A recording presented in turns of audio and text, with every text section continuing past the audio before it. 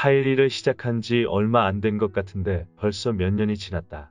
벽 타일로 일을 시작했는데 이제는 바닥 타일도 이력이 붙었는지 이젠 제법 고급 품질이 나온다. 어제 117동의 마지막 분양을 받아 입주하는 것으로 보이는 세대의 바닥 타일이 들떠 있다고 하자가 접수되어 방문을 했다. 타일은 잘 붙어 있고 단지 타일 공명 소리가 나는 것인데 타일이 들떴다며 때를 쓰는 바람에 결국 타일을 시공하게 되었다.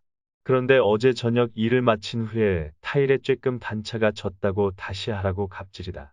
우리가 비싼 임금을 받는 인테리어 일을 하는 것도 아니기 때문에 고객의 요구를 들어주고 싶어도 들어줄 수가 없다.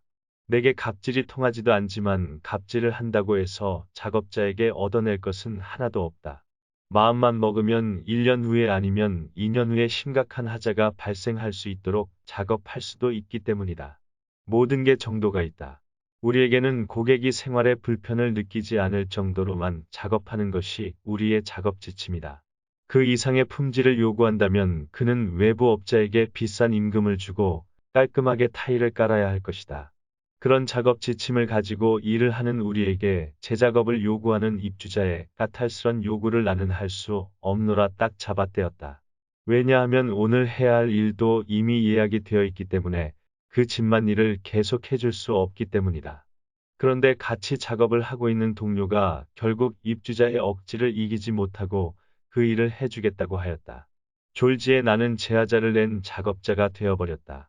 그것만으로도 사실 화가 나는데 게다가 이번 작업팀의 팀리더로 온 엄과장이라는 친구는 단종사 사장 조카인데 자신이 시공을 잘못해놓고 해결을 못하자 그 일까지 내게 핑퐁을 쳐버렸다.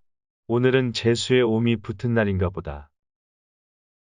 오늘 예약 세대를 방문했더니 그 세대는 타일의 문제점을 잘 이해하지 못하고 있었다. 홧김에 문제가 되는 현관 타일을 모두 철거해버리고 새로 반듯하게 새로 깔아줘 버렸다.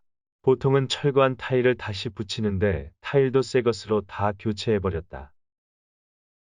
하루 종일 구겨진 기분으로 일을 하고 있었는데 오후에 120동 1층에 이사오는 쌍둥이 엄마라는 젊은 세대객에서 문자가 왔다. 타일을 너무 예쁘게 깔아줘서 고맙다는 문자였다. 그 문자를 받고 나니 조금 마음이 누그러졌다. 그래서 그 세대에 보이지 않는 하자를 이야기해 주었다. 사실은 그 세댁은 오늘 나 때문에 몇십만 원을 번 것이다.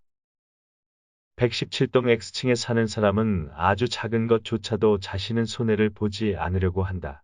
그렇게 처세를 하며 사는 방법도 맞는 것일 것이다.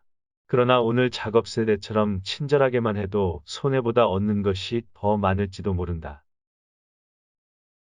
요즘 뉴스를 보면 세상이 오늘 내 마음만큼이나 어수선하다. 정의로운 것은 없고 오직 편가르기와 거짓말, 얄팍한 수작. 어떻게 저런 사람을 대통령이라고 뽑았으며 거기에 속고 있는지도 모르고 있는 특정 지역 사람들. 내 품성의 그릇이 작은 탓인지 아니면 내 성격이 뭐거나 있는지 잘 모르겠다.